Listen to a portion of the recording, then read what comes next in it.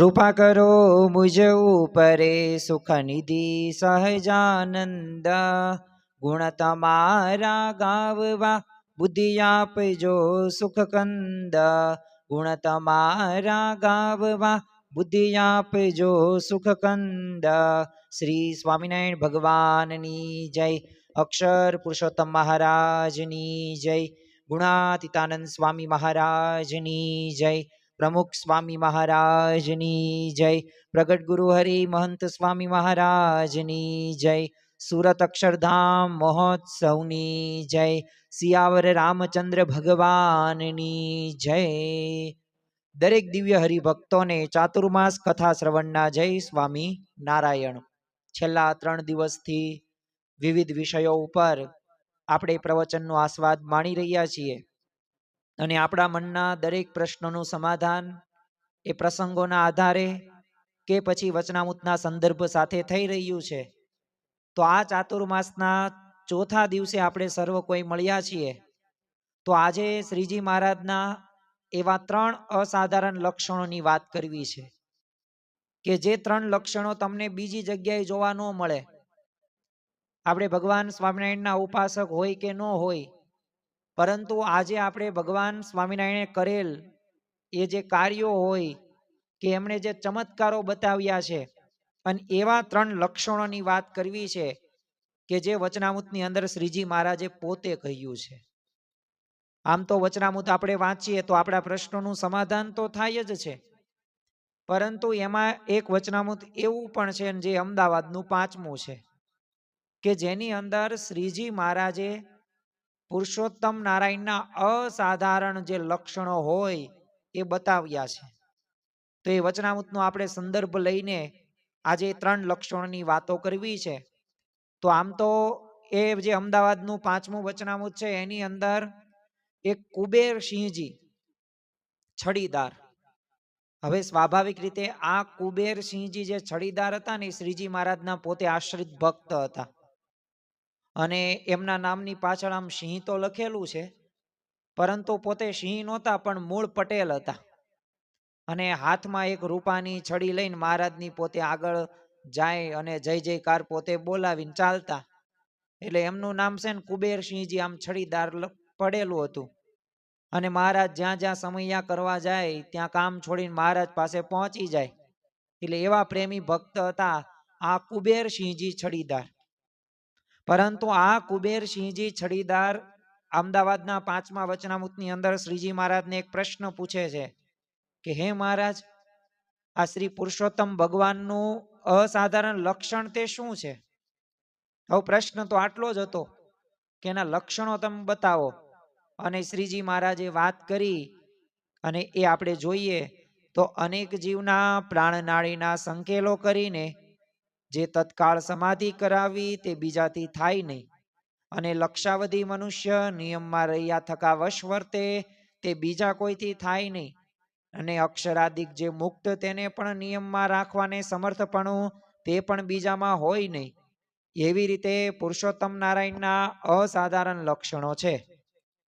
અહીંયા શ્રીજી મહારાજે જે આ કુબેરસિંહજી જે છડીદાર હતા એમના પ્રશ્નનો જવાબ સચોટ આપે છે.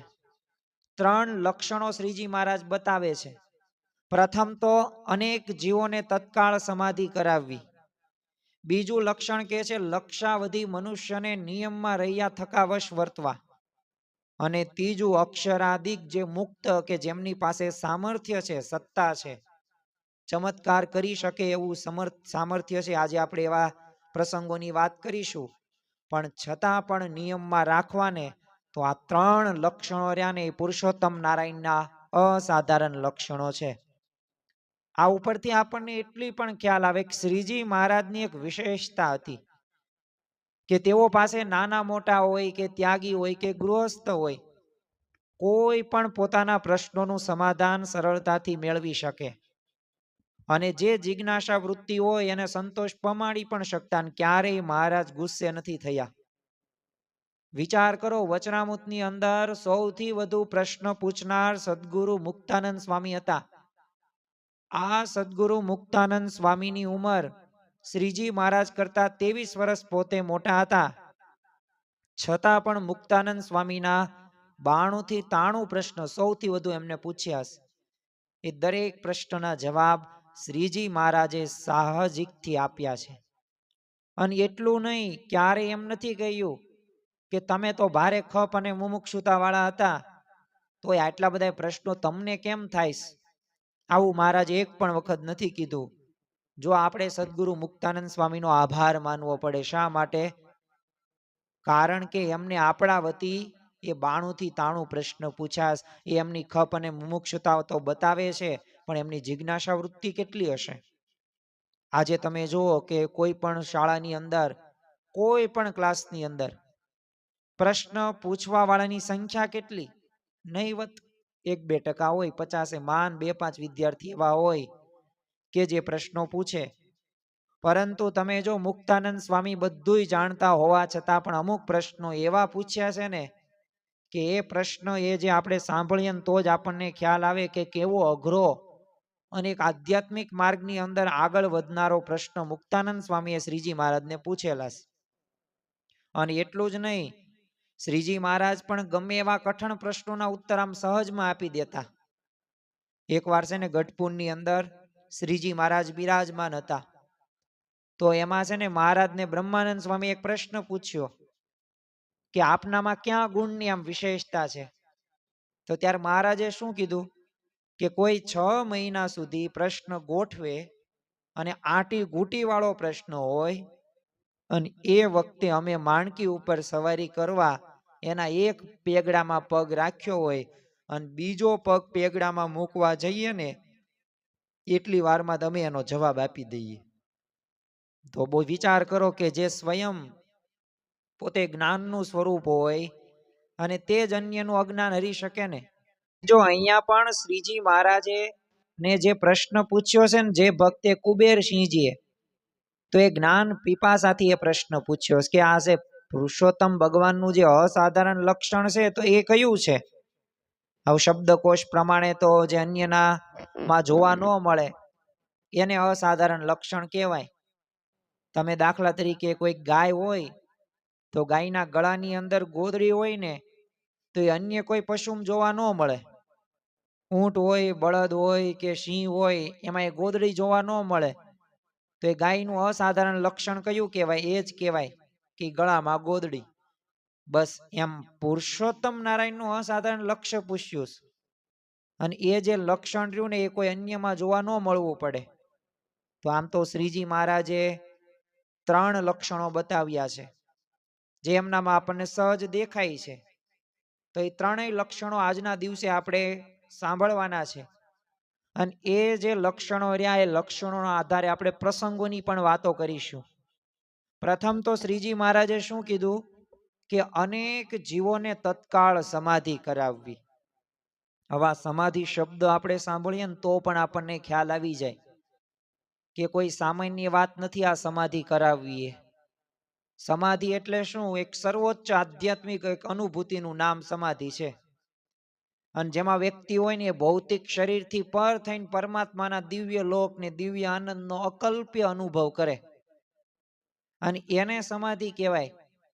તમે જો અષ્ટાંગ યોગ છે તો અષ્ટાંગ યોગના જે 8 પગથિયા છે ને, જે પતંજલિ એ જે ઋષિએ આપ્યા છે, યમ, નિયમ, આસન, પ્રાણાયામ, પ્રત્યાહાર, ધ્યાન, ધારણા, અને 7 પગથિયા ચડીને પછી 8મું અંગ એટલે શું?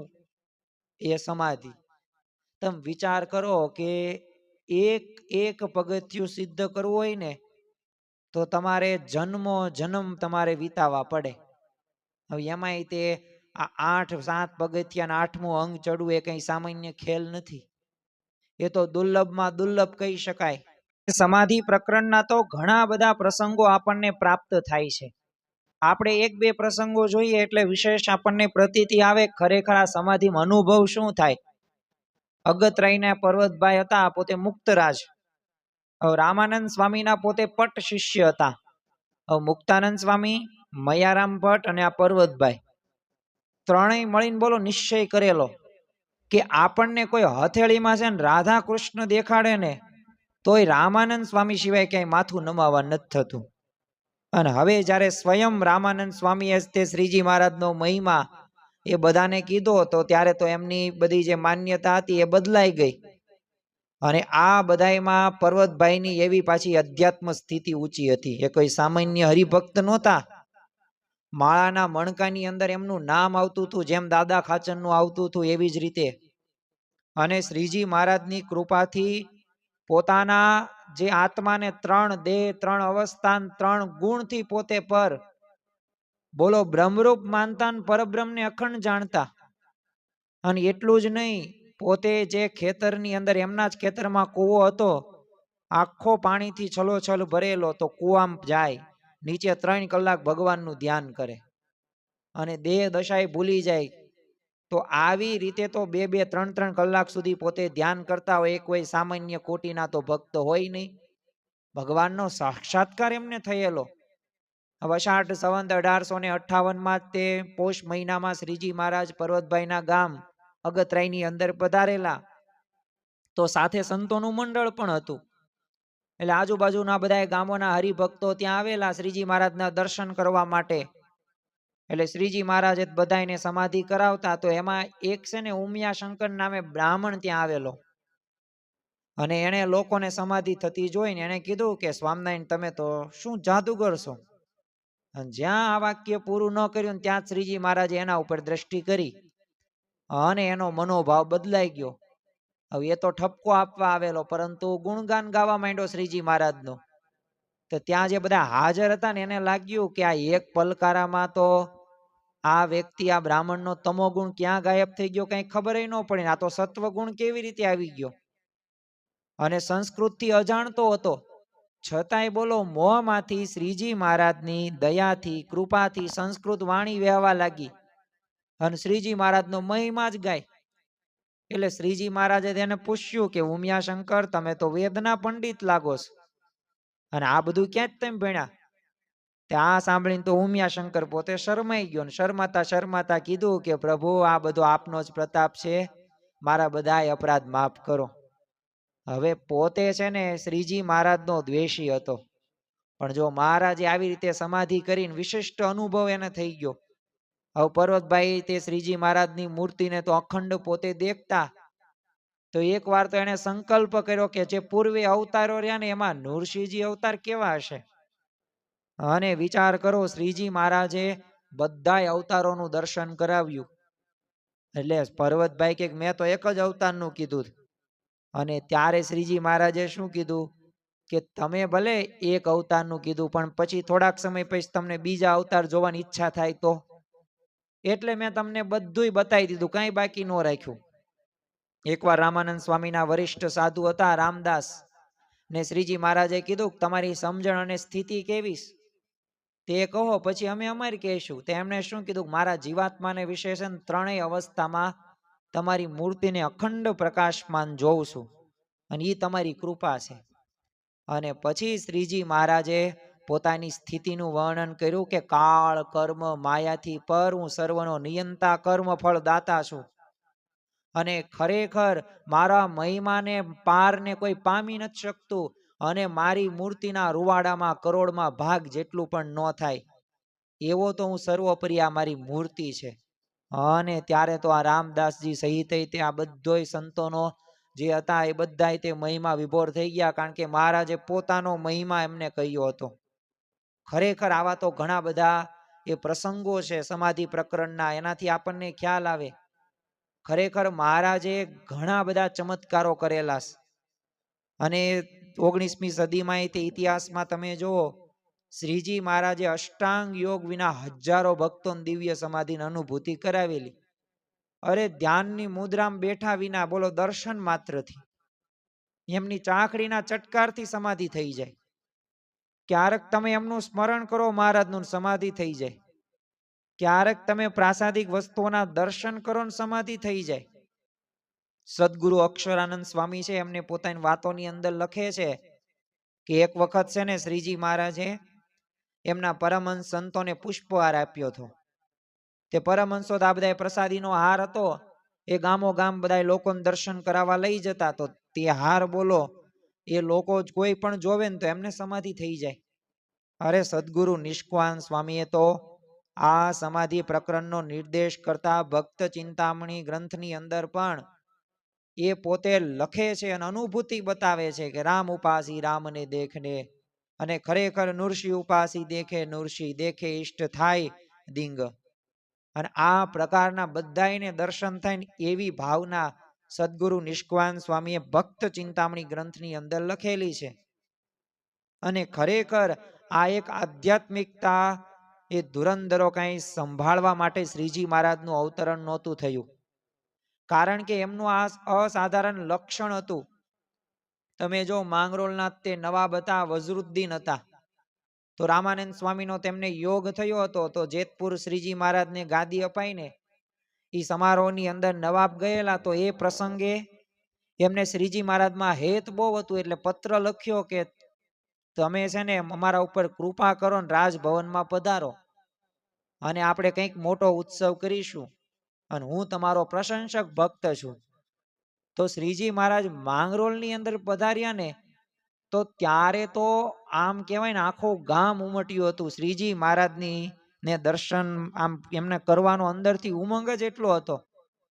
અને સમાધિની ઈચ્છા હોય એને તો ધ્યાનમાં બેસાડે ને 2 કલાકથી લઈને બોલો 2-4 દિવસ નહીં, 6 મહિના સુધી એ સમાધિઓ થતી. અને એવું નોંધ થયેલી છે કે બધાની છે ને આમ શ્રીજી મહારાજ આમ થપ્પી લગાવતા અને ખોળતા આવે ને એનું નામ લઈને સમાધિમાં આમ જગાડતા, અને થપ્પીમાં વચ્ચે તે સૂતો હોય તો બહાર આવવું હોય તો શ્રીજી મહારાજની ઈચ્છાથી બોલો આખી થપ્પી હોય ને એ અવકાશમાં ઉચકાઈ જાય, એટલે આમ કેમ જાદુ મંતર થાય, છુમંતર એવી પ્રકારની પરિસ્થિતિ થતી અને બધાને અનુભવ થતો.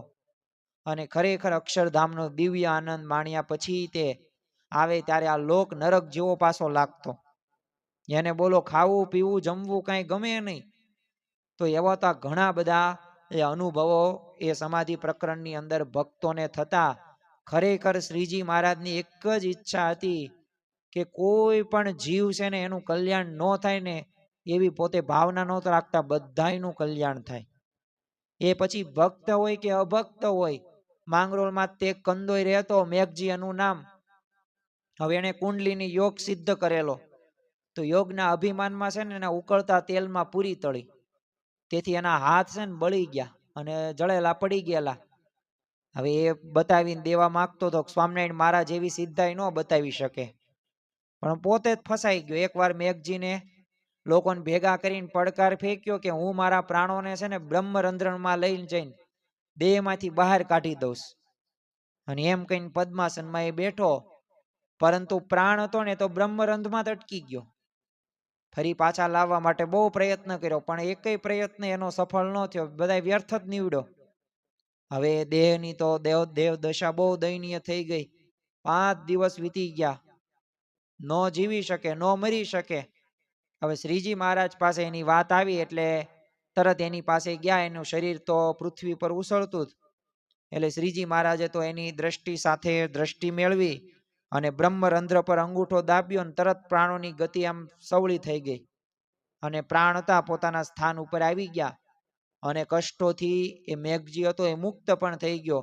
અને પછી શ્રીજી મહારાજના ચરણોની અંદર આ મેઘજી હતો ને એ પોતે આવી ગયો અને અપરાધોથી ક્ષમા માગે છે કે હે પ્રભુ, સાધનાના મદમાં હું આંધળો થઈ ગયો હતો, એટલે આપને જાણી ન શક્યો, કૃપા કરીને હવે મને તમે તમારો આશ્રિત કરો. અને શ્રીજી મહારાજે કરુણા કરીને પછી તો પોતાનો જે આશ્રિત હતો એ પણ કરે છે. પણ કહેવાનું શું છે કે અહંકાર હોય ને તો એ ભગવાન છે ને ક્યારેય સ્વીકારતા નથી. અહંકારી વ્યક્તિ ભગવાનને ગમતા જ નથી. બ્રહ્મ સ્વરૂપ યોગીજી મહારાજ કહેતા કે માન રહ્યું ને સુપ્રિટેન્ડન્ટ પ્રકૃતિ છે, અને આપણે માનને જીતવાનું છે. અભિમાન જેનામાં હશે ને એ આજે નહીં, આવતીકાલે નહીં સુખી નહીં થાય, એ દુઃખી જ રહેશે. એટલે માનને એક વખત શ્રીજી મહારાજ જો આ ખરેખર આપણને ખ્યાલ આવે કે એમણે પોતાના જીવનની અંદર શ્રીજી મહારાજે આ જે કાર્ય કર્યું છે ને એ કોઈ સામાન્ય કાર્યો નથી. સોટી અડાડે અને ભક્ત સમાધિમાં જાગૃત થઈ જાય, કોઈક હારનો દર્શન કરીને સમાધિ થઈ જાય, કોઈક દાઢીનું દર્શન કરીને સમાધિ થઈ જાય, ખાલી નામ સ્મરણ થઈને સમાધિ થઈ જાય, ખાલી આંખો મળે 4 આંખો ભેગી થઈ જાય શ્રીજી મહારાજની અને સમાધિ થઈ જાય. તો આવી રીતે ઘણા બધા મુમુક્ષુઓને એ સમાધિ થયેલી છે અને પરમાત્માનો નિશ્ચય પણ થઈ ગયેલો છે. અને અનેકને કોઈ સાધના કે પાત્રતા વિના તાત્કાલિક સમાધિનો અનુભવ કરાવતા અને ખરેખર સ્વામિનારાયણને અંજલિ આપતા તે સહજાનંદ નામાવલીમાં કીધું છે કે ઓમ શ્રી સમાધિકારકાય નમઃ. એ એમ નામ કહેવામાં નથી આવ્યું, કારણ કે એમણે સમાધિ પ્રકરણ ચલાવેલા છે. એ ભક્તોના એ અનુભવ સામે આપણે જોઈએ ને ત્યારે આપણને ખ્યાલ આવે કે ખરેખર અસાધારણ કાર્ય કહી શકાય, લક્ષણ કહેવાય. બીજું જે અસાધારણ લક્ષણ છે, જે લક્ષાવધિ મનુષ્ય છે ને એને નિયમમાં રહ્યા થકા બોલો વશ વર્તે. શ્રીજી મહારાજનું જો આ પુરુષોત્તમપણાનું આ બીજું લક્ષણ છે કે અસંખ્ય મનુષ્યોને વશમાં વર્તાવી શકતા, એમની આજ્ઞામાં રાખી શકતા. હવે આ વાતને સમજવા માટે આપણે નીલકંઠ વર્ણી રૂપે તે જ્યારે સ્વામિનારાયણ ભગવાન ગુજરાત પધાર્યા, અને તમે જુઓ કે આમ તો ગુજરાત નહીં, આખા ભારતની એ કેવી કરુણ પરિસ્થિતિ હતી. એ પરિસ્થિતિનો આપણને ખ્યાલ છે. આપણી પાસે ધન હતું, સત્તા હતી, સંપત્તિ પણ હતી, વિદ્યા પણ હતી, પણ તમે જુઓ કે અંદર અંદરો કુસંપના લીધે આપણે વેર વિખેર થઈ ગયા. અને એની સામે સામાજિક અરાજકતા પણ એટલી જ ફેલાઈ ગયેલી. ચોર હોય, ડાકુ હોય, ઠગ હોય, લૂંટારા હોય, એના ત્રાસથી લોકો ત્રાહિમામ પોતે પોકારતા અને પ્રજામાં નૈતિકતાના નૂર ઓસરી ગયેલા અને છળ કપટ ને દગો બસ દુર્ગુણોની જ વૃદ્ધિ થઈ હતી. અને અંધશ્રદ્ધાની અંદર તો કહી શકાય કે માઝા મૂકી હતી. એટલી બધી અંધશ્રદ્ધા ઠેર ઠેર વિસ્તરેલી હતી. હવે અનૈતિકતા સૌને કોઠે પડી ગયેલી. અને એ વખતે શ્રીજી મહારાજે તેઓમાં ફક્ત એક નૈતિકતા નહીં પણ એક આધ્યાત્મિકતાનું પણ સિંચન કરેલું છે. જો આધ્યાત્મિકતા હોય ને તો આપણા જીવનની અંદર શું કરવાનું છે ને એનો ખ્યાલ આવે, અને શું નથી કરવાનું એનો પણ ખ્યાલ આવે. અત્યારે જો આ પવિત્ર એવો ચાતુર્માસ ચાલી રહ્યો છે, તો જો આપણે શાસ્ત્ર પાસે જશું, મંદિર પાસે જશું અને સંત પાસે જશું તો સાચી દિશા મળશે જ તે. પરંતુ જવાનું આપણે છે. અને આ સત્સંગ કરીએ ને આ ચાતુર્માસની અંદર ત્યાં કથા શ્રવણ કરીએ છીએ ને એ કોઈ સામાન્ય વાત નથી, અસામાન્ય વાત છે. કારણ કે આ ચાતુર્માસની કથા વાર્તા હોય કે જ્યારે પણ આપણે કોઈ પણ વિષય ઉપર પ્રવચન સાંભળતા હોય ને તો એક આપણા જીવની એક અંતઃકરણની શુદ્ધિ તો થાય જ છે, પરંતુ સાથે સાથે જો સૌથી મોટો ફાયદો હોય ને તો એક ફાયદો એ છે કે આપણા જે કામ ક્રોધાદિક જે સ્વભાવો રહ્યા ને એ ધીમે ધીમે ધીમે ઓછા થાય છે. અને આપણે શું કરવાનું છે ને એનો લક્ષ્ય સ્પષ્ટ ખ્યાલ આવે છે. તમે જુઓ કે કાશ્મીરમાં ઉદ્યાનની અંદર ગુલાબ ખીલવવું અને કચ્છના રણમાં ગુલાબ ખીલવવું ને એમાં ઘણો ફેર છે. એમ શ્રીજી મહારાજનું કાર્ય છે ને રણમાં ગુલાબ ખીલવવા જેવું કઠણ હતું, પણ તોય તે શ્રીજી મહારાજે કાર્ય કરેલું. નાનુભાઈ દવે એક પુસ્તકની અંદર શ્રીજી મહારાજના આ જ કાર્યને એક જીવંત દ્રષ્ટાંત દ્વારા સમજાવે છે કે સૌરાષ્ટ્રમાં મોણ પર એક ગામે છે ને શાર્દુલ ખસ્યા નામના એક સત્સંગીના ઘરે શ્રીજી મહારાજ હવે અણતેડિયા પધારેલા. તો આ શાર્દુલે તો મહારાજને ઘરમાં પધરાવ્યા, પરંતુ છે ને શ્રીજી મહારાજે એમના પર અણગમો ઠાલવતા કીધેલું કે તમે લોભ કરો ને અમને ન ગમે. અને શત્રુંજયનો સંભવનાથનો એ તિલકમણી તમે ચોરીનો માલ જાણ્યા છતાં કેમ ઘરમાં રાખ્યો? તે શાર્દુલે શું કીધું? મેં તે મણી મોહ માગ્યું, ધન આપીને લીધો, પરંતુ શાર્દુલે ચોરીનો માલ ખરીદ્યો હતો અને અંગ્રેજ અમલદારો આ મણીને શોધે છે ને એ બાબતે મહારાજે એનું ધ્યાન દોરેલું. તો મહારાજે તો એમને આ મણી અંગ્રેજ સાહેબને સોંપી દેવાની કઠણ આજ્ઞા કરેલી.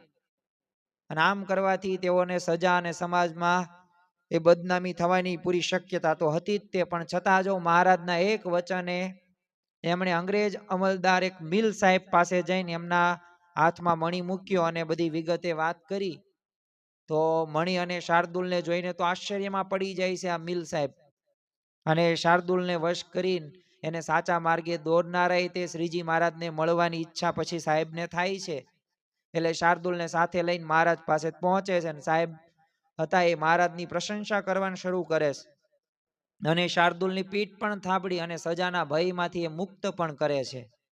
તો જો શ્રીજી મહારાજે આવા એક બે નહીં, પરંતુ 20 લાખ મણી 30 વર્ષના ટૂંકા ગાળામાં સર્જેલા, અને જેઓ નિયમમાં રહ્યા થકા તેમને વશ વર્તતા. આ જ મુખ્ય વિશેષતા છે મહારાજની.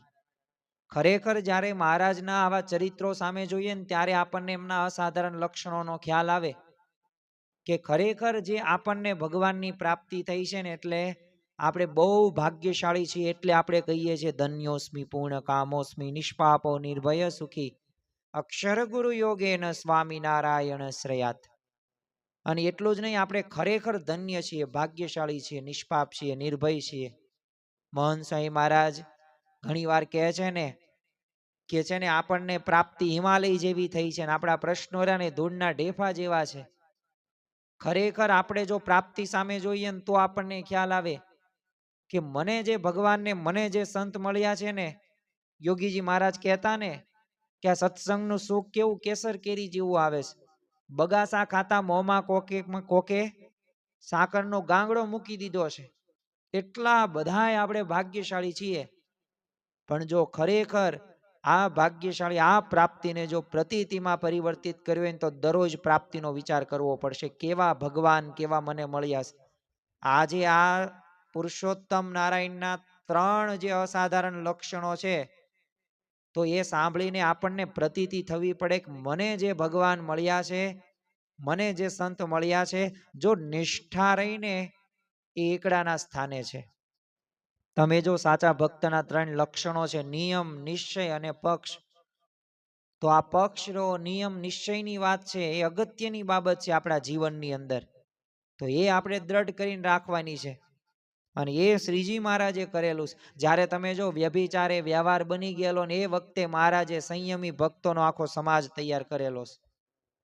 અને એમને આણેલા અમૂલ પરિવર્તનને જોઈ તે બિશપ હેબર પોતે એક નોંધ લે છે, પોતે લખે છે કે એમણે એટલી ઉચ્ચ પવિત્રતા અને સંયમની ભાવના સિંચીને કે એમના શિષ્યો ત્યાંથી પસાર થતી સ્ત્રીઓ સામે નજર માંડીને જોતા પણ નહીં.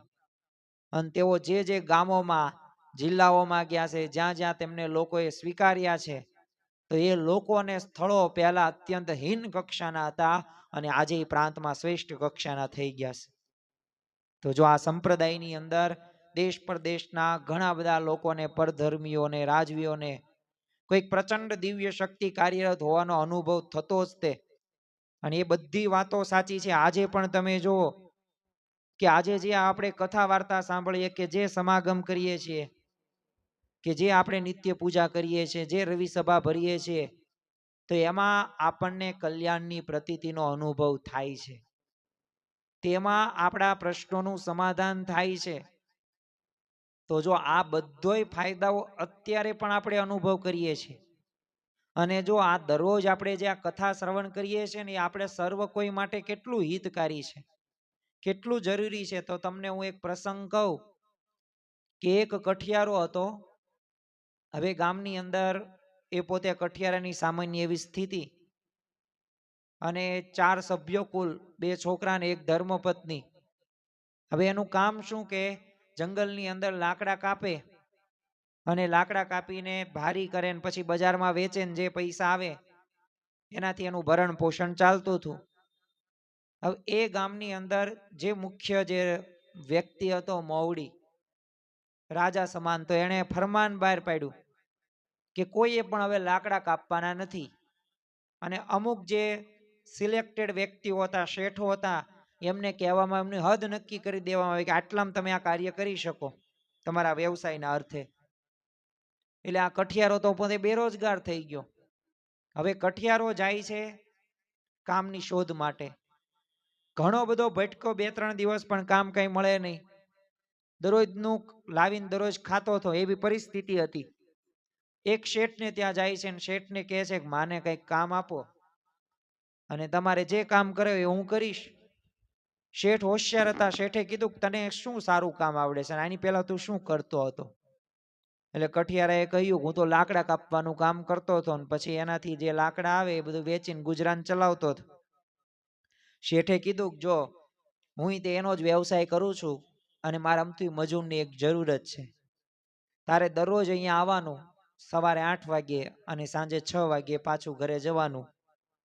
તું જો જેટલા વૃક્ષ આપીશ ને એટલા પૈસા આપીશ. મજૂર કે કેટલા તમે રૂપિયા આપશો, પેલા મને એ કહો. શેઠે કીધું કે તું જો એક વૃક્ષ કાપીશ ને તો તને 10 રૂપિયા મળશે. 10 રૂપિયા ઘણા બધા કહેવાય, આજથી 50-70 વર્ષ પહેલા. અને મજૂર તો રાજી થઈ ગયો, કઠિયારો, કે હાશ કામ તો મળી ગયું. અને બીજા જ દિવસે પોતે ટિફિન લઈને જાય છે. બીજા દિવસે એને 8-9 વૃક્ષ કાપી નાખ્યા. પ્રથમ દિવસે જ તે મુહૂર્ત સારું થઈ ગયું. 80-90 રૂપિયા. શેઠે કીધું હું દરરોજ તમતાર જેટલું તું કરીશ, વૃક્ષો કાપીશ, એટલા હું તને પૈસા આપીશ. 90. બીજા દિવસે ગયો તો 8 જ વૃક્ષ કપાણ્યા. પછી ત્રીજા દિવસે 7 જ, તે 70 રૂપિયા જ મળ્યા. પછી 6, 60 રૂપિયા જ મળ્યા. પછી 5. પછી વિચાર એને કર્યો કઠિયારે કે આમાં નક્કી કંઈક ભૂલ થાય છે. આપણે સમયસર જઈએ અને બહુ બપોરે જે અડધી કલાક જે આરામ કરીએ છીએ ને, એ આપણે આરામ નથી કરવો પણ કામ કરવું છે. 5મા 6ઠા દિવસે એવું કર્યું, પણ ધીમે ધીમે ઘટતા જ ગયા. 4, 3, 2, 1 અને 8-9 દી થઈ ગયા ને તો અડધા વૃક્ષે પહોંચી ગયો. અને આ કઠિયારો નિરાશ થતા થતા શેઠ પાસે આવે છે ને શેઠને વાત કરે છે કે આવું થાય છે. એટલે શેઠ છે ને કુહાડી જોઈને તરત સમજી ગયા પ્રશ્ન ક્યાં છે. તરત રોગ પકડી પાડ્યો. અને જો રોગ પકડી પાડે ને તો એનું નિદાન કરવાની ખબર પડી જાય. એટલે શેઠે કીધું કે તારી કુહાડી બતાવી. તો આ કુહાડીને તું ધાર કેટલા દિવસે કાઢેશ? ઈ કઠિયારો કે ધાર થોડી કઢાય. ધાર કાઢું ને તો પછી આ વૃક્ષ કોણ કાપે? એટલો મારો સમય બગડે, અડધી કલાક. એટલે એ ન કરાય. શેઠ કે ભલા માણસ, આ તું અડધી કલાકની વાત કરે પણ આ 10-12 કલાક મથે છો તોય તું એક વૃક્ષ પણ કાપી નથી શકતો. એનું કારણ આ ધાર જ બુઠ્ઠી થઈ ગઈ. દરરોજ જે તું જો 20-25 કે 30 મિનિટ જો તું સમય પસાર કર્યો હોત ને તો અણીદાર 9 વૃક્ષ નહીં, 12 વૃક્ષ, 13 વૃક્ષ સુધી તું પહોંચી જાત. એટલે આ ભૂલ છે ને તારી છે, તે આમાં સમય નથી આપતો. જો એમ આપણે આ જે ચાતુર્માસની અંદર કથા શ્રવણ કરીએ છીએ ને, એ આ કલાક છે ને ધાર કાઢ્યા બરાબર છે. પછી આપણે ગમે એટલા વ્યવહારિક કામકાજો કરીએ ને, ગમે જવાબદારી નિભાવીએ ને, સારી રીતે આપણે નિભાવી શકીએ. આ કોઈ ચાતુર્માસ કથા શ્રવણ એ કોઈ સમયનો બગાડ નથી, પરંતુ સમયનો એક સદુપયોગ છે. આપણે ક્યાં દરરોજ 12 કલાક કથા વાર્તા સાંભળવી? કલાક 2 કલાક જેવું કામ કરતા હોય એવું આપણે સમયની અંદર સાંભળી શકીએ, ઘર બેઠા સાંભળી શકીએ. તો આપણા માટે આ મોટામાં મોટી એક વાત કહી શકાય. જો લીંબલીનાથ તે હતા સગ્રામ ભક્ત, પોતે સત્સંગી બન્યા હતા. તો એ એકવાર પોતે શિયાળીના શિવરામ ભટ્ટ સાથે પોતે જઈ રહ્યા હતા, અને વચ્ચે ભોગાવો નદી આવી. તો બંનેને તરસ લાગેલી, પરંતુ નદીમાં પાણી નહોતું. એટલે શિવરામ ભટ્ટે નદીના કાંઠે એક વીડો ગાળીને એમાં મોઢું નાખીને પાણી પીધું. તો સગ્રામે બાજુમાં બીજો એક વીડો ગાળ્યો અને ખડિયામાં લોટો કાઢીને એના ઉપર ગળણું બાંધીને પાણી ભર્યું ને પછી ગાળેલું પાણી અધ્ધરથી પીધું. હવે આ જોઈને આ ભટ્ટજી હતા ને એ ભોઠા પડી ગયા. એમને તો તરસની તલપમાં પાણી કેમ પીવું ને એનું ભાન નહોતું. પણ જો આ સગ્રામ ભક્ત પોતે સામાન્ય હતા, પરંતુ મહારાજના આપેલ નિયમોમાં રહેવાથી એ વિચાર કરો, બ્રાહ્મણથી મુઠ્ઠી ઉચેરા સાબિત થઈ ગયા. અને મહારાજનું આવું જીવન અને કાર્ય જોઈને તો શિવરામ ભટ્ટને તેઓમાં ભગવાનપણાનો પૂર્ણ ભાવ આવી ગયેલો. અને મહારાજના ત્યાગી વૃંદના અખંડાનંદ બ્રહ્મચારી બનીને પોતે જોડાઈ પણ ગયા. તો જો સર્વત્ર પ્રકાશ પથરાવો એ સૂર્યોદયનું ચિહ્ન છે, પણ ઉદ્યાનમાં એ સુગંધ પ્રસરાવીને એ પુષ્પની નિશાની છે. અને એમ અનેક લોકોનું આ રીતે વશ થવું ને પુરુષોત્તમપણાનું એ ધાણ છે. અને એ ભગવાનની આપણે પ્રાપ્તિ થઈ છે ને એ ભગવાનની આપણે ઉપાસના કરીએ છીએ. એટલે આ કોઈ સામાન્ય વાત નથી. ખરેખર આપણે બહુ ભાગ્યશાળી છીએ કે આવા ભગવાનને આવા સંતની પ્રાપ્તિ થઈ છે. તો હવે બસ આપણે એમની આજ્ઞા પ્રમાણે જીવન જીવવાનું છે. એમણે આપેલ જે આજ્ઞા છે, એમને આપેલ જે નિયમ છે, જો એ પ્રમાણે જીવન જીવીએ તો લાભ અને લાભ જ થાય. જો આ બધાય હરિભક્તો નિયમમાં વર્ત્યા છે ને ત્યારે જ ભગવાનને વશ કરી શક્યા છે. બાકી એમ ભગવાન વશ નથી થતા. તમે જુઓ કે પૂર્વના પણ જે ભક્તો થઈ ગયા તો એમણે શું કરેલું? એમના જીવનની અંદર આપણને જોવા મળે છે આજ્ઞા પાલન. આજ્ઞા પાલનથી જ ભગવાનને વશ વર્તાવી શક્યા છે. તો એમ આપણે પણ જો ભગવાનને વશ કરવા હોય ને ભગવાન જેવું સુખ લેવું હોય ને તો એના માટે આજ્ઞા પાલન આપણે કરવું જ પડશે. અને પ્રમુખ સ્વામી મહારાજ તો કહેતા ધર્મના બંધન એ બંધન નથી પણ મુક્તિના સાધનો છે. તો આપણે સર્વ કોઈએ મુક્તિ મેળવવી છે. તો મુક્તિ માટે જે નિયમ ધર્મ આવે, જો આ બધાય મનુષ્યો નિયમમાં રહી શકતા હોય, ભક્તો રહી શકતા હોય, તો આપણે કેમ ન રહી શકીએ? અને જો અનંત જન્મોથી આ લોકોના બંધનમાં રહ્યા છે, આપણા પત્ની હોય કે આપણા માતા હોય કે પિતા હોય કે સાસુ હોય કે સસરા હોય, ગૃહસ્થ જીવનમાં છીએ આ બધા સંબંધો આવે, તો અનંત જન્મોથી એમનું જ ધાર્યું કરેલું અને મન ધાર્યું જ કર્યું છે. પણ આ જન્મે આપણે ભગવાનનું ગમતું કરવું છે, સંતનું ગમતું કરવું છે. જો એ પ્રકારની એક વખત ભાવના આવી જાય ને તો અવશ્ય ભગવાન અને સંત આપણા ઉપર પ્રસન્ન પણ થાય અને કૃપા દ્રષ્ટિ અમી દ્રષ્ટિ પણ થાય છે. અને જો ભગવાન રહ્યા ને કૃપા સાધ્ય છે, ક્રિયા સાધ્ય નથી. ભગવાનની પ્રાપ્તિ આપણને થઈ ને આપણને કૃપા એ કરીને થઈશ.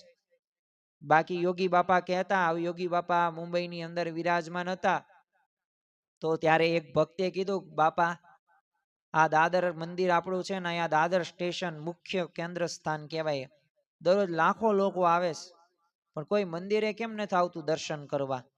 ત્યારે યોગી બાપાએ કીધું, ગુરુ એમ નહીં, એ બધાય ભક્તો ગમે તે હોય ને એમનામાં મંદિરના દાદરા ન ચડાય. એના માટે 1000 વર્ષ સુધી ઊંધા માથે સોપારી ઉપર તપ કર્યું હોય ને ત્યારે તો આ મંદિરના દાદરા ચડાય. અને પછી ભગવાનની ભક્તિ થાય ને ખરો મુમુક્ષુ હરિભક્ત થાય.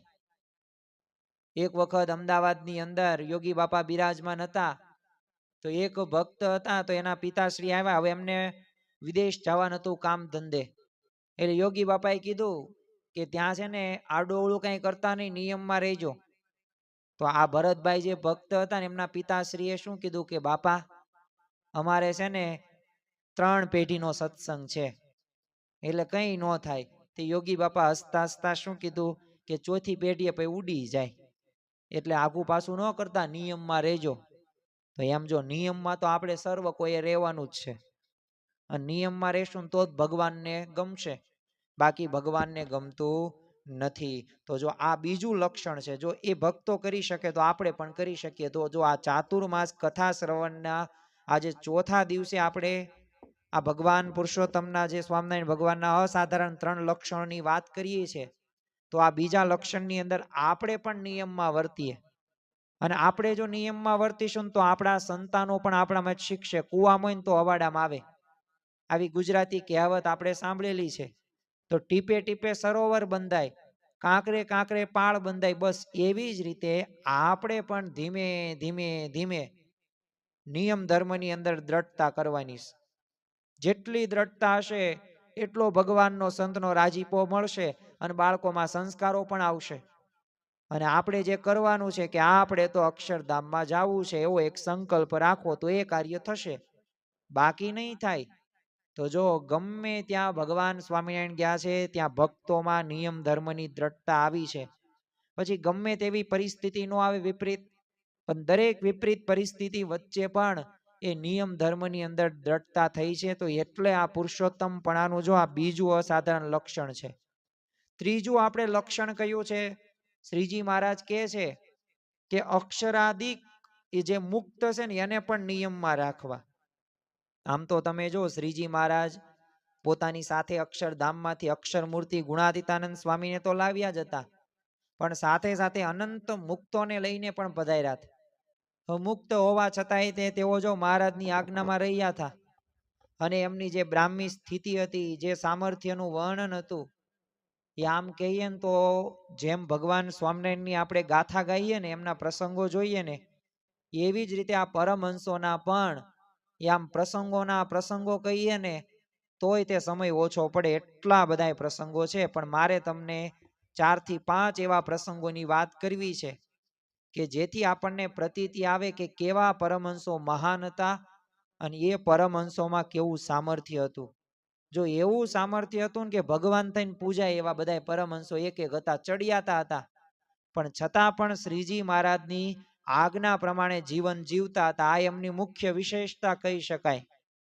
પરમહંસોની વાત કરીએ તો પણ આપણને ખ્યાલ આવે કે ખરેખર જે અક્ષરાધિક મુક્ત હતા ને, જે પરમહંસોનું જે સામર્થ્ય હતું, એ સામર્થ્ય હોવા છતાં પણ એ નિયમની અંદર પોતે રહેતા.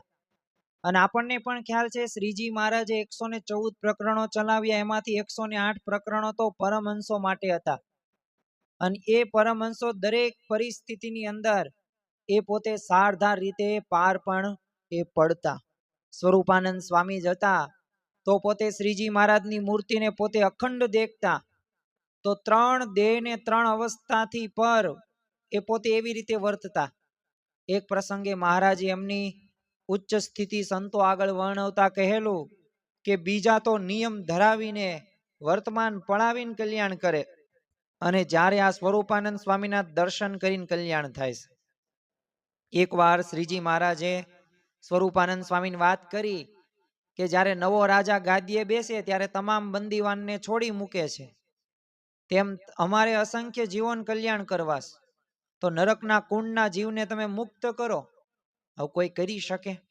કોઈ કરી ન શકે. પણ મહારાજની આજ્ઞા થઈને સ્વરૂપાનંદ સ્વામી સમાધિની અંદર ધર્મરાજા પાસે ગયા અને નરકના બોલો કુંડ એ બતાવતા કીધેલું કે આ નરકના કુંડ રહ્યા ને, યા કુંભી પાક ભલે જે હોય એ, અને જીવો પાછા અતિશય કકળાટ પણ કરતા. એટલે આ સ્વરૂપાનંદ સ્વામીએ સાંભળેલું અને એમને દયા આવી ગઈ ને સ્વામિનારાયણ ધૂન પોતે શરૂ કરી દીધી. થોડી જ વારની અંદર બધાય જીવ હતા ને એ પોતે ચતુર્ભુજ દેહ ધરીને ભૂમા પુરુષમાં લોકમાં પહોંચી ગયા. જુઓ આ શ્રીજી મહારાજનું સામર્થ્ય. અરે દુરાચારી જીવોને સદગતિ પમાડવાનું, એમનું એ કલ્યાણ કરવાનું એ સામર્થ્ય છે ને સ્વરૂપાનંદ સ્વામીમાં હતું. અને ખરેખર આપણને ખ્યાલ આવે કે આ સ્વરૂપાનંદ સ્વામી આટલું બધું સામર્થ્ય હોવા છતાં પણ એ શ્રીજી મહારાજની આજ્ઞા પ્રમાણે જીવન જીવતા. અરે સદગુરુ બ્રહ્માનંદ સ્વામી કે જેવો કવિ લાડુદાનજી હતા, પણ તમે વિચાર કરો કેટલી આજ્ઞામાં વર્ત્યા છે પરમહંસો. હવે શ્રીજી મહારાજ એક એવું પ્રકરણ, એક એવી લીલા કરી કે બધાય સંતો પરમહંસોને છે ને એક હાથવાસ તે કંતાન આપવામાં આવશે. હવે આ સદગુરુ બ્રહ્માનંદ સ્વામીનું થોડુંક શરીર હુષ્ટપૃષ્ટ, એમનો વારો આવ્યો એટલે એમને એક હાથ કંતાન આપ્યું. એટલે બ્રહ્માનંદ સ્વામીએ કીધું કે મહારાજ તમે મારા શરીર સામે તો જો. મહારાજ કે શરીર ઉતારી દો, શરીર ઓછું કરી નાખો. તો બ્રહ્માનંદ સ્વામી કે 1-2 દિવસમાં થોડું થાય, એ તો થોડોક લાંબો સમય થાય, પણ મારે થોડુંક વધુ જોશે, કારણ કે આ બધું આખું મારું કંતાન થાય નહીં, શરીરે ઓઢાશે નહીં, દેખાશે મારું શરીર. અને ત્યારે શ્રીજી મહારાજ કે નહીં, તમે ગમે એમ કરો પણ અમે એક હાથ નિયમ, એ નિયમ, એક હાથથી વધુ કંતાન નહીં આપીએ. બ્રહ્માનંદ સ્વામી તો ઉપર નીચે જોવા લાગ્યા. તે મહારાજ કે શું ઉપર નીચે જોવો છો? એ કે જો આ પૃથ્વીમાં કોઈ ખૂણે જો ભગવાન હોય ને તો હું ત્યાં વહી જાઉં. તો મહારાજ હસીને કે કઈ દેખાયણા? તો બ્રહ્માનંદ સ્વામી કે કઈ દેખાયણા નહીં. કેવો ખપ મુમુક્ષુતા. આવી પરીક્ષામાં પણ પરમહંસો તમે વિચાર કરો કે પોતે પાર પડ્યા છે અને શ્રીજી મહારાજને રાજી કર્યા છે. એક વર્ષે કાઠિયાવાડમાં દુષ્કાળ પડેલો, એટલે હરિભક્તોએ શ્રીજી મહારાજને વરસાદ વરસાવવા માટે બહુ વિનંતી કરી. તે મહારાજે ના પાડતા કીધું કે આ વર્ષે છે ને ઇન્દ્ર કોપાયમાન થયો છે, એટલે વરસાદ નહીં વરસે. એટલે હરિભક્તો મૂંઝાણા અને સચ્ચિદાનંદ સ્વામી પાસે આ જ વિનંતી લઈને આવ્યા. તો સચ્ચિદાનંદ સ્વામી હતા તો એમને તો મહારાજની મરજી વિના પોતાને કાંઈ ન થાય એમ કહી દીધું. પરંતુ હરિભક્તોનો અતિશય આગ્રહ હતો અને એમની વિનંતી એટલી હતી. એટલે સચ્ચિદાનંદ સ્વામી તો સમાધિમાં જઈને ઇન્દ્ર પાસે જાય છે ને જગાડે છે અને કહે છે કે વરસાદ વરસાવ. અને પછી તો ઇન્દ્ર પણ વરસાદ એ પુષ્કળ પ્રમાણની અંદર વરસાવે છે. તો જો મહારાજ સાથે પોતે અતિશય હેતથી જોડાયણા. એટલે મહારાજના અંતિમ સમયે મહારાજ ના પહેલા જ નાડી પ્રાણ છોડીને ધામમાં પોતે પહોંચી ગયા. પણ ત્યાં પણ મહારાજે એમને આજ્ઞા કરી કે તમે દેહમાં પાછા જાઓ. તો બોલો ધામમાં મહારાજ પાસે એ બહુ કરગરિયા અને છેવટે મહારાજે 6 માસમાં એમને તેડી જવાનું વચન આપ્યું. ત્યારે તેઓ એ પોતે દેહમાં પાછા આવ્યા. વિચાર કરો કે ઇન્દ્રાદિક દેવો પાસે પોતાનું ધાર્યું કરાવી શકે, ધારે ત્યારે દેહ છોડી શકે અને પાછો ગ્રહણ કરી શકે એવું સામર્થ્ય એ ધરાવનારા સચ્ચિદાનંદ સ્વામી હતા. તમે જુઓ કે વ્યાપકાનંદ સ્વામી બોટાદની અંદર જ તે આપણને એ પ્રસંગ ખ્યાલ છે કે જ્યારે એક દરબારની એક ઘોડી મરી ગઈ ને ત્યારે બધા રોકકળ કરતા હતા ને ત્યાં જ તે આ વ્યાપકાનંદ સ્વામી એમનું મંડળ ત્યાં પસાર થયું. કીધું શું થયું? કોઈકે કીધું કે ઘોડી મરી ગઈ છે એટલે એમનો અમને દુઃખ લાગે છે. અને વ્યાપકાનંદ સ્વામી એની પાસે જાય છે અને જોયું, આમથી આમ નજર ફેરવી અને એક મચ્છરને જોયું ને એ મચ્છરનો જીવ ઘોડીમાં નાખ્યો અને ઘોડી હણહણતી ઊભી થઈ, મરેલી ઘોડીને જીવતી કરી. વિચાર તો કરો, આવું સામર્થ્ય હતું. નિત્યાનંદ સ્વામી તમે જુઓ, કોણ નામ નથી જાણતું, શ્રીજી મહારાજના એ આગળ પડતા પરમહંસ કહેવાય. ખૂબ જ પોતે વિદ્વાન, આખા ભારતમાં એમને કોઈ ન જીતી શકે. અને ગમે એવા પ્રશ્નો ન પૂછો, ચપટીમાં પોતે ઉત્તર આપી દે. અને તર્ક તો એવા રજૂ કરે ને કે મોટા મોટા પંડિતો હોય ને એ સવાલ પૂછતા પણ વિચાર કરે. હવે અમદાવાદ ને જુનાગઢ ને બધું જામનગર ને ખંભાત ને વડોદરા ને ઉમરેઠ ને એ સમયે બધા પંડિતોના શહેરો અને ગામો બધા ગણાતા. એટલે બધે તે નિત્યાનંદ સ્વામીનો ભાર પડે. એટલે જે કોઈ નગરમાં પંડિતો વિરોધ કરે ને એટલે શ્રીજી મહારાજ તો નિત્યાનંદ સ્વામીને મોકલે અને તેઓ શાસ્ત્રાર્થ પાછા જીતે નહીં આવે. અને પાછા શાસ્ત્રાર્થ કરવા જાય ને તો 7 ગાડા હોય, એમાં એકમાં પોતે બેસે ને 6 ગાડામાં બોલો પુસ્તકો હોય, શાસ્ત્રો હોય. એટલે ઘણા બધા પંડિતો છે ને આ સવારી જોઈને જ ગભરાઈ જાય. પછી એમની સાથે ચર્ચા વિચારણા કરવાનો જ પ્રશ્ન જ ક્યાં રહ્યો. હવે એ સમયે છે ને ઉમરેઠ ગામમાં એક મોટા વિદ્વાન રહેતા હતા, સ્વામિનારાયણનો ખૂબ વિરોધ કરે અને નિત્યાનંદ સ્વામી શિષ્યો સાથે ત્યાં પધારેલા. આખા નગરમાં વાત ફેલાઈ ગઈ, શાસ્ત્રાર્થ થયો. પેલા વિદ્વાન થોડી જ વારમાં હારી ગયો એટલે ઉમરેઠમાં બધો સત્સંગ વધવા લાગ્યો અને વિરોધી બધા બ્રાહ્મણોની થોડીક પ્રતિષ્ઠા ધીમે ધીમે ઘટવા માંડી. એટલે દ્વેષ ભાવથી એક યુક્તિ વિચાર કરે છે અને ઠેઠ દક્ષિણ ભારતના એક વિજયનગરથી એક બીજા સિદ્ધાનંદ સરસ્વતીને બોલો ઉમરેઠ તેડાવે છે. અને સિદ્ધાનંદજી આવે છે હવેલીમાં ઉતર્યા, માથે આમ હીરાની ટોપી પહેરે, ઘણો બધો આમ દેખાડો કરે. એટલે સિદ્ધાનંદજીના નામે વિરોધી બ્રાહ્મણોએ સત્સંગની જે હોય એ ફરી હેરાન કરવાની શરૂઆત કરી દીધી. હવે આ વાતની જાણ વરતાલમાં થઈ એટલે તરત નિત્યાનંદ સ્વામી શિષ્યો સાથે ફરીને ઉમરેઠ આવ્યા અને સિદ્ધાનંદજીને કહેવડાવ્યું કે શાસ્ત્રાર્થ કરવા તૈયાર થઈ જાઓ. અને પછી બ્રાહ્મણોની વાડીમાં સ્થળ નક્કી કરવામાં આવે છે. પ્રથમ તો નિત્યાનંદ સ્વામીએ ભગવદાનંદ સ્વામી, શૂન્યાતીતાનંદ સ્વામી, શિવાનંદ સ્વામી આ બધા શિષ્યોને વારા ફરતી મોકલે છે. પણ આ સિદ્ધાનંદજી છે ને બધા શિષ્યોને હરાવી દે. પણ બ્રાહ્મણો કપટ કરે, ખોટી ચર્ચા ઊભી કરે અને જીત કઈ નક્કી થવા દે ને. એટલે નિત્યાનંદ સ્વામીએ કીધું કાલે હું તમ તાર આવીશ. અને આ વાતની એને જાણ થઈ સિદ્ધાનંદજીને, બોલો ડરીને રાતોરાત ડાકોર ભાગી ગયો.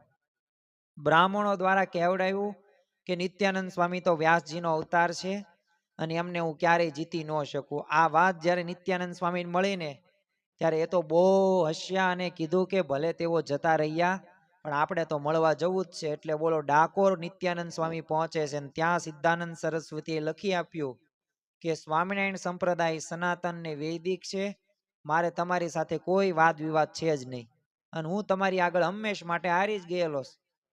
વિચાર કરો, આવા શ્રીજી મહારાજના પરમહંસો હતા.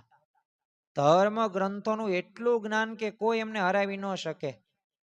તો ખરેખર જો આપણને કોઈક પ્રશ્ન પૂછે ને તો આપણી પાસે જવાબ ન હોય, પણ જો શ્રીજી મહારાજના આવા પરમહંસો હતા, હજી એમની સાથે શાસ્ત્રાર્થ કરેલો નહોતો છતાં પણ તમે વિચાર કરો કે પોતે હારી ગયા તો કેવા હશે એ નિત્યાનંદ સ્વામી.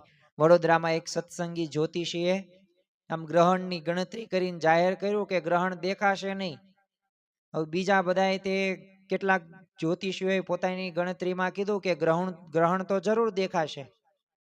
એટલે આ સત્સંગી જ્યોતિષીએ એમની સાથે દ્રઢતાથી જણાવી દઉં મારી ગણતરી સાચી જ છે અને જો તે ખોટું પડે ને તો હું મારું માથું ડૂલ કરું. બોલો, સત્સંગી આવું વચન લીધું, આવું લેવાય નહીં. અને આ વિવાદ એ ગોપાલ સ્વામી પાસે પહોંચ્યો.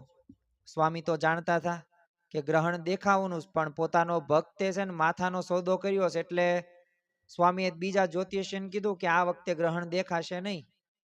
અને ગોપાલ સ્વામીનું આ વચન સાંભળીને બધાય ગ્રહણની પોતે રાહ જોવા લાગ્યા અને ગ્રહણનો દિવસ આવ્યો અને સ્વામીના વચન પ્રમાણે ગ્રહણ ન દેખાણું. એટલે બધાય વિદ્વાનો હતા ને એ પોતે આશ્ચર્યચકિત થઈ જાય. અને પછી સ્વામીએ સત્સંગી જ્યોતિષીને બોલાવીને ફરીવાર ક્યારે એ રીતે માથાનું સાટું કરવાની ના પાડી અને પછી કહ્યું ગ્રહણ તો દેખાવાનું જ હતું, પણ છે ને તમારા માટે મહારાજે તે અટકાવ્યું છે. તો જો ગ્રહોની ગતિ ફેરવવાનો આવો પ્રૌઢ પ્રતાપ વિચારીને ભક્ત પણ સ્વામીના ચરણોમાં ત્યારે પડી જાય છે. પણ કહેવાનું શું છે કે ગોપાલ સ્વામીમાં આટલું બધું સામર્થ્ય હતું. ગામ માંગરોળના ગોરધનભાઈ હવે શ્રીજી મહારાજના પોતે પરમ ભક્ત હતા અને મહારાજ પણ તેમના વખાણ કરતા કે અમારા ખરેખરા સત્સંગી છે. તો એકવાર છે ને મહારાજ પાસે એક ભક્ત પેંડા લઈને આવેલા. મહારાજે ગોરધનભાઈને કીધું કે અમને જમાડો. તો આ ગોરધનભાઈ હતા ને પોતે જમવા લાગ્યા. તો પેલા ભક્તને જોઈને શંકા થઈ કે મહારાજને જમાડવા પેંડા લાવ્યા છે તો એ નો જમ્યા અને આ ગોરધનભાઈ જમી ગયા. અને મહારાજે એમની શંકા દૂર કરતા કીધું કે આ ગોરધનભાઈ અમને અંતરમાં ધારીને જમ્યા છે અને એ અમે જમ્યા બરાબર જ કહેવાય.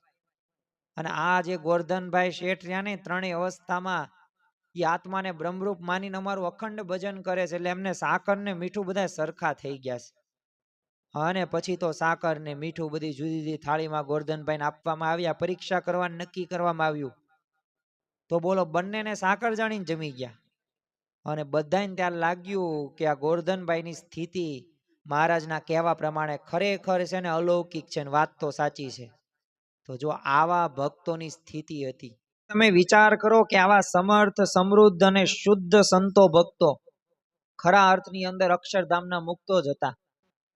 પણ તેમની સામર્થ્ય દર્શાવતા તે શ્રીજી મહારાજ પુરુષોત્તમ બોલ્યા પ્રીતિ ગ્રંથની અંદર કહે છે કે અક્ષરધામમાંથી મુક્તોને પણ અવતાર ધર્યો છે અને એક એક મુક્તે પલકારે બ્રહ્માંડ ઊભું કરે ને એવા છે અને એને અમે જ જાણીએ છીએ.